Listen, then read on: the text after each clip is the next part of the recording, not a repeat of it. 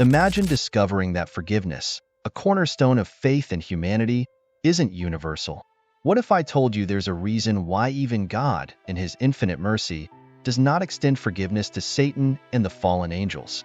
You might wonder, how can beings created by the same loving God be beyond redemption? This topic touches on a profound mystery that shakes the very foundation of what we believe about justice, mercy, and the divine order. In this video, we're diving deep into one of the most enigmatic stories in the Bible, where the ultimate choice leads to not irreversible fate. As we unravel this story, you'll see why God's decision was not only just but necessary. You'll uncover truths that challenge conventional thinking and reveal the depth of God's justice. Stay with me, and let's explore this together. You might just find answers to questions you never even knew you had. Lucifer, a being of light and unmatched beauty, was crafted by God with a purpose that radiated through his very essence.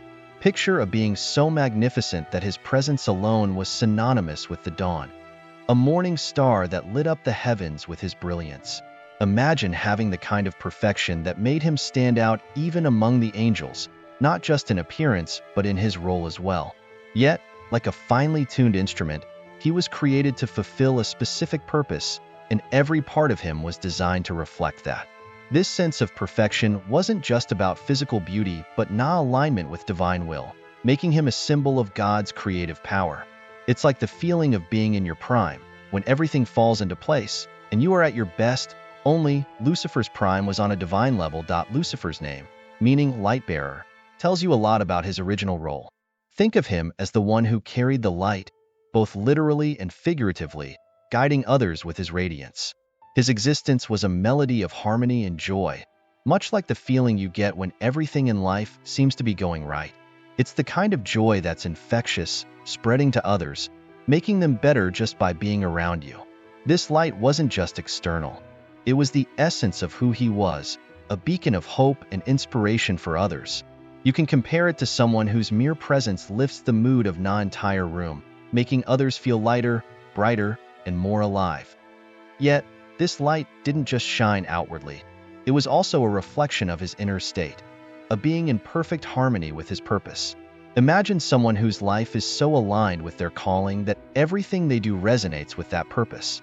They wake up with a sense of direction, every step taken with confidence, because they know where they're headed.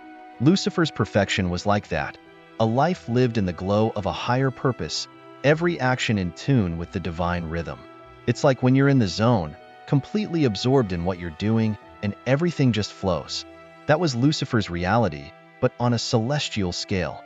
However, even in his perfection, Lucifer was not without choice.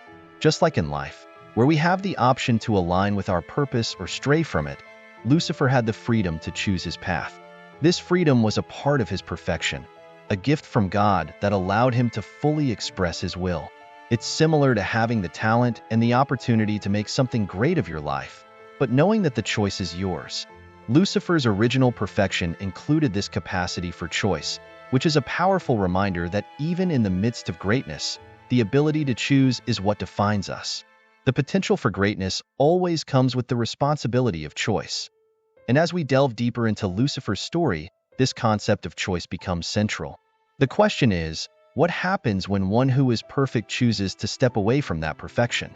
This is where Lucifer's story takes a turn, leading us into the next part of his journey. A journey where the light begins to fade, not because it was taken from him, but because he chose to dim it himself. Pride is a tricky thing. It can start as a small seed, a fleeting thought that whispers, "You deserve more." For Lucifer, this seed took root and began to grow, turning his heart away from the harmony he once had with God. Imagine being in a place where you have everything, power, beauty, respect, but still feeling like it's not enough. That's the danger of pride. It blinds you to the blessings you already have and makes you crave what's not yours. Lucifer, in his pride, began to desire equality with God, thinking that his perfection entitled him to more than what he was given. It's like someone who, despite having success, isn't content and starts to think they should be the boss, believing they could run things better. As Lucifer's pride grew, it began to warp his perception, making him see himself not just as equal to the other angels, but as deserving of a place above them and even God. This is the deceit of pride. It tricks you into believing that you're the center of the universe, that everything should revolve around you. Lucifer started to think that his light was his own, not something given to him by God. It's similar to someone who achieves great things and starts to believe they did it all on their own, forgetting the support and opportunities that help them along the way. Pride isolates you, making you think you don't need anyone, not even God. The rebellion that followed was inevitable. When you believe you're entitled to more, you start to challenge the boundaries set for you. Lucifer, in his pride, decided that he should no longer be just a servant of God but his equal. He led a rebellion, not with the idea of improving the heavenly order, but with the goal of overthrowing it. This act of pride didn't just change his status, it changed his very nature. It's like when someone crosses a moral line, thinking it will bring them what they want, only to find it changes who they are at their core. Lucifer went from being the morning star, a being of light, to Satan, the adversary, a transformation brought about entirely by his pride. Pride also has a way of spreading, much like a fire that consumes everything in its path. Lucifer's rebellion wasn't a solitary act. He managed to convince a third of the angels to join him in his cause. It's a powerful example of how one person's pride can influence others, leading them down a destructive path.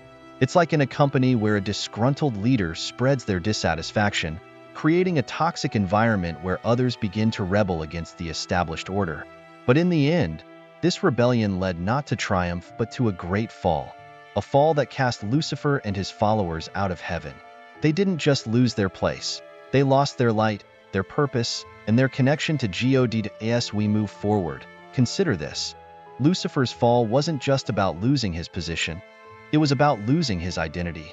Pride didn't just change his standing, it changed who he was.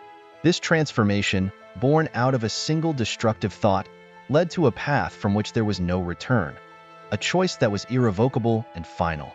When we think about choices, it's easy to assume that there's always a way back, a chance to undo what's been done. But for Lucifer and the angels who followed him, their decision to rebel was a one-way street. Unlike humans, who often make mistakes out of ignorance or weakness, these angels made their choice with full awareness of the consequences. Imagine knowing the full weight of what you're about to do, yet still choosing to go through with it.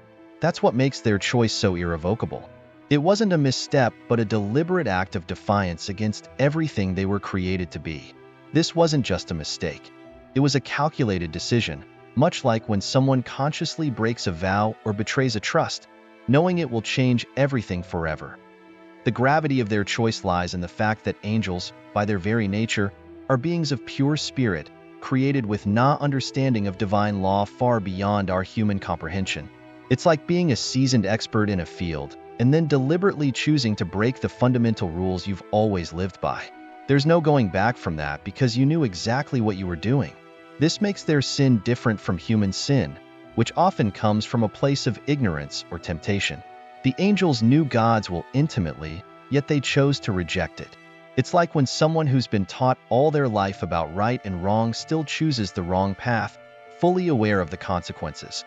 The decision to rebel wasn't just a momentary lapse in judgment. It was a conscious turning away from the light they were meant to bear. This is why their choice is so severe, because it was made with clear intent and understanding. Think of it like signing a contract where you fully understand the terms and the penalties for breaking it, and then deciding to break it anyway. There's no room for second chances because the choice was made with full knowledge of what was at stake. In this way, the angels' decision sealed their fate, locking them into a path that could not be reversed. Their choice was final, and with it came the consequences that were as eternal as their nature. This irrevocability also highlights the seriousness of the divine order. The rules that govern the universe aren't arbitrary. They are established with purpose and are unchanging. When those rules are broken by beings who fully understand them, the consequences are just as unchanging. It's like the laws of physics. If you jump from a great height, gravity will pull you down, no matter how much you regret it afterward. The angel's choice was like jumping off a cliff, fully aware that there was no way back up. Their decision was not just a fall from grace, but a deliberate leap into the abyss, from which there could be no return. As we continue, Think about the weight of a decision that cannot be undone. What does it mean to choose a path knowing there's no turning back? For the fallen angels, this was their reality. A reality that brings us to the next part of their story, the finality of their fate and the justice that followed. The notion of forgiveness is something deeply ingrained in human experience, but for the fallen angels, forgiveness was never an option. Their rebellion wasn't a mistake made in a moment of weakness. It was a conscious, informed decision to turn against God.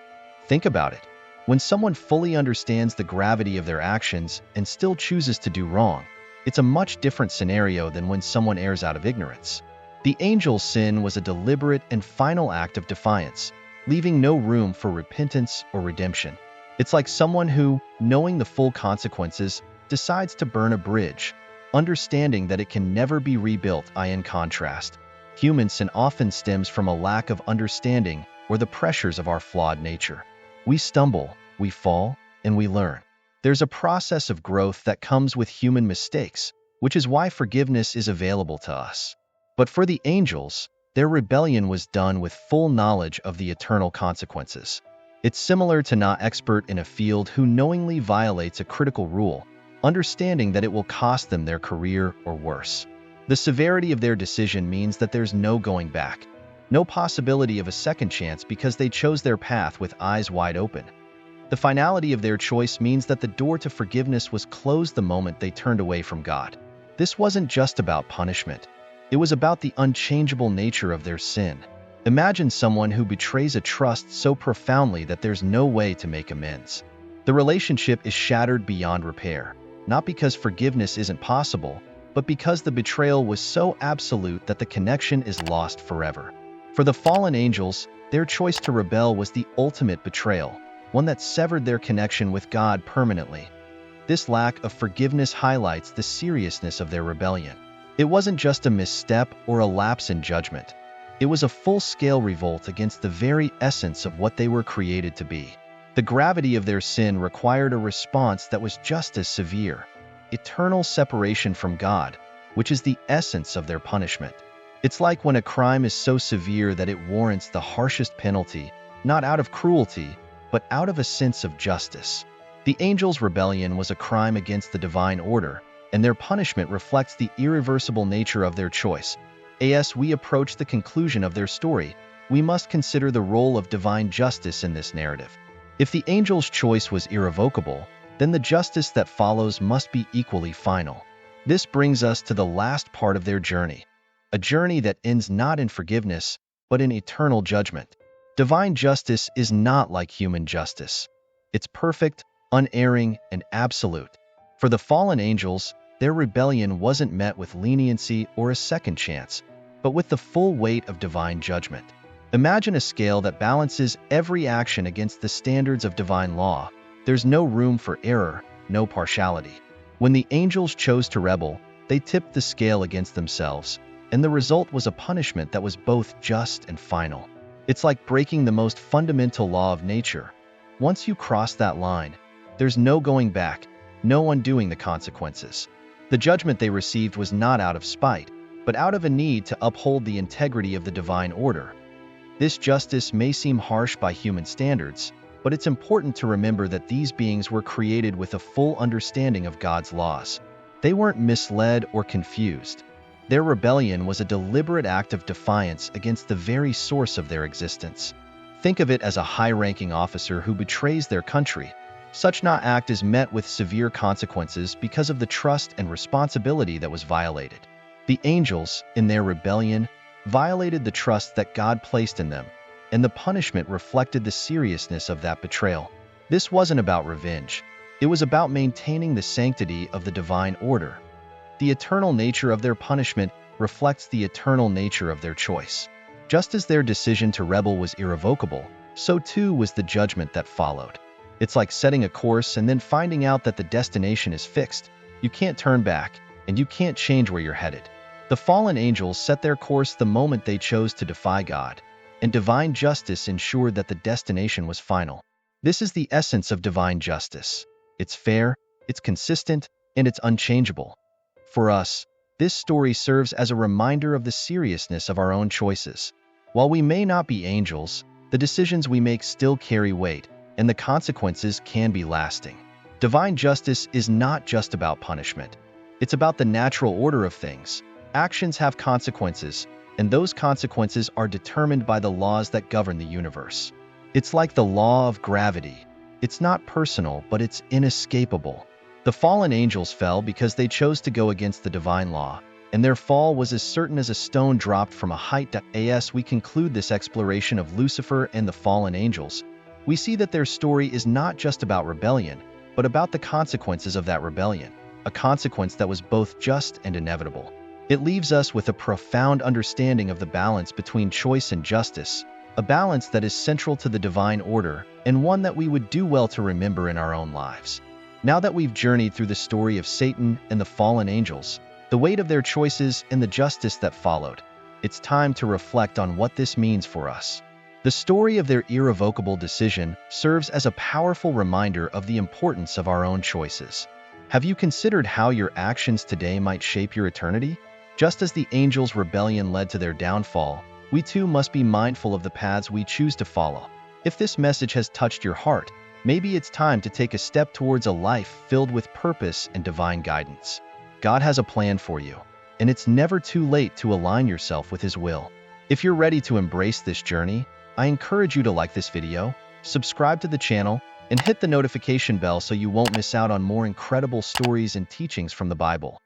And if you felt something stir within you today, perhaps it's God calling you to make a change.